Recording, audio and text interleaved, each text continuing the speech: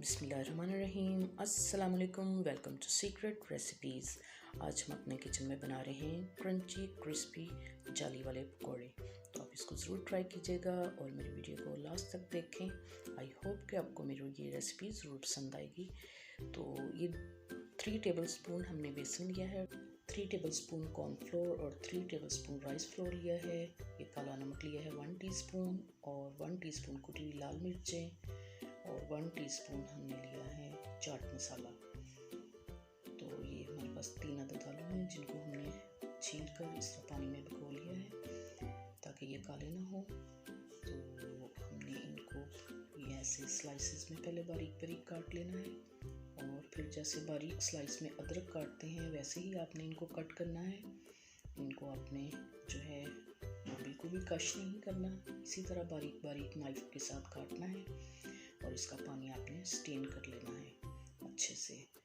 अब high flame पे हमने ऑयल रखा है हीट अप होने के लिए और इसमें हमने बेसन डाला।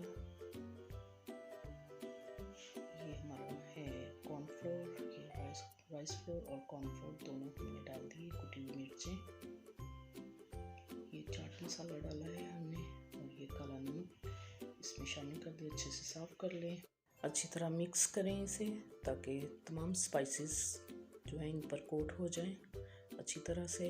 अब हमारा ऑयल गर्म हो गया, ये देख सकते हैं बबल्स आ गए हैं ऊपर। आपने 3 मिनट तक इनको बिल्कुल भी हिलाना नहीं है और फ्लेम अब आपने बिल्कुल लो कर देनी है। 1 बाय 1 आपने इसको पलटना है 3-3 मिनट के बाद और गोल्डन कलर के जब हो जाएं तो इनको डिश में निकाल लें। ऐसे ही अब हम दूसरे भी डाल लेते हैं और फ्लेम को बिल्कुल लो कर देंगे और 3 मिनट के बाद हम इसे पलटेंगे। दोनों तरफ से इसी तरह आपने करना है और जब ये देख सकते हैं आप एक तरफ से हमारे हो गए हैं, अब इसी तरह दूसरे भी हम कर लेंगे।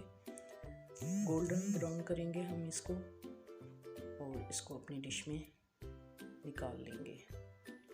ये देख सकते हैं आप बहुत ही खूबसूरत कलर आया है। तो हमने इसको अपनी डिश में निकाल लिया है, बहुत ही मज़ेदार क्रिस्पी क्रंची। तो आप मेरी इस रेसिपी को ज़रूर ट्राई कीजिएगा। तो अगर मेरी वीडियो पसंद आई हो तो इसको लाइक करें, शेयर करें और बेल आइकन का बटन भी प्रेस कीजिएगा और इसे सब्सक्राइब भी करें ताकि मेरी हर नई आने वाली वीडियो का नोटिफिकेशन सबसे पहले आपको मिल सके। Thank you for watching. Allah हाफिज़।